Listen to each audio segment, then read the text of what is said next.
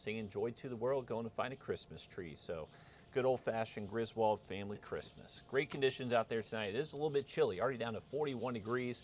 We'll most likely see low temps near 30 by daybreak tomorrow morning. So it is going to be another cold start to our Wednesday.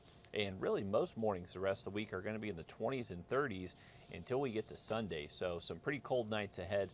Down below freezing tonight. We'll stay above freezing Wednesday night, but back into the 20s waking up early Friday morning, and still pretty chilly out there for the first part of the weekend. Here's a look at our forecast tomorrow. So really not going to notice temperatures too much different from what we saw out there earlier today. Down near 30 right around daybreak. We'll see a few passing clouds at times. Afternoon highs anywhere from the upper 50s to near 60 and hanging on to dry weather. Not only for tomorrow, but really through Saturday. Our next chance for rain doesn't move in until Sunday. All thanks to high pressure. That's going to keep us nice and dry over the next several days. You can see that there are some high level clouds starting to move in from the southwest. So that's where our partly cloudy conditions are going to come into play tonight and tomorrow. But for the most part, just going to hang on to a good steady northeast wind. That's going to keep our temperatures below average. And I did want to pause it right around this time because Thursday early, well, I say Wednesday night, early Thursday morning. So kind of that tricky time frame to, is it Wednesday night or Thursday morning? But between midnight and 2 a.m. Thursday, that's when we're expecting the peak of the Geminid meteor showers. So right now we have the potential for some clouds, unfortunately, but the Geminid meteor shower is actually the best, what many people consider to be the best meteor shower of the year. So if we don't see too many clouds, if we can keep it mostly clear, we have the potential to see dozens of meteors per hour with this particular shower in those darker, more rural spots. If you can't get away from the city lights, it's going to be tougher to see as many. You may still be able to see a few, but this is worth checking out. If you're a night owl, obviously you have to be up pretty late, so between midnight and 2 a.m. is that ideal time frame. But worth checking out, especially if we can keep the clouds away. So keep your fingers crossed.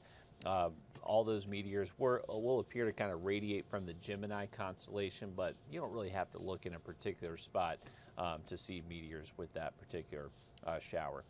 High temperatures the rest of the week, below average, near 60 tomorrow, but the rest of the week we're really going to be holding steady in the 50s. And then once again into our Sunday, that's our next rainmaker moving out of the Gulf of Mexico. That is expected to bring us not only some rain, but potentially some heavy rain. That could be actually what looks to be kind of washout conditions during the day Sunday. So take a look at our two different long-range models here, the GFS and the European model. Temperature-wise, they don't look all that much different. So expecting that northeast wind to be steady. And the general consensus among model guidance today is that there's going to be an area of low pressure that develops in the Gulf, and it's going to be crossing over Florida into Georgia and Carolina heading into Sunday. Now, the position of this low pressure system will determine when our rain starts, how much we see. So really impossible to know those type of details this far out. But what we can see in model guidance is that there's going to be a coastal area of low pressure around.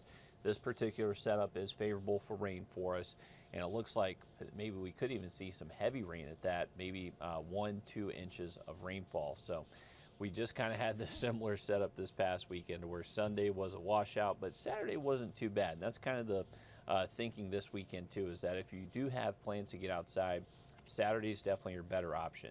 Now, we're not going to see as warm as Saturday as what we just saw this past weekend. Highs likely will stay in the 50s Saturday afternoon with a pretty good bit of cloud cover throughout most of the day. But we should stay rain-free until we get to Sunday. That's when that low pressure shows up. Will bring us pretty high rain chances, and it looks to be timed out for during the day, unfortunately. So just a heads up, stay updated on the forecast the rest of the week if you have plans outside Sunday. Could change, but right now, pretty good model agreement that Sunday is looking pretty wet for us. Quick look at your 7-day forecast. Next 7 days, no big warm up in sight. Temperatures at or below average for the next 7 days. And then not only could the rain show up Sunday, but it could even linger into early next week. So depending how quickly that system moves out, maybe some rain to deal with by next Monday. Till then, though, some nice, cool, dry weather in store for getting outside. So enjoy it while it lasts. We'll have an update for you coming up on News 12 at 11.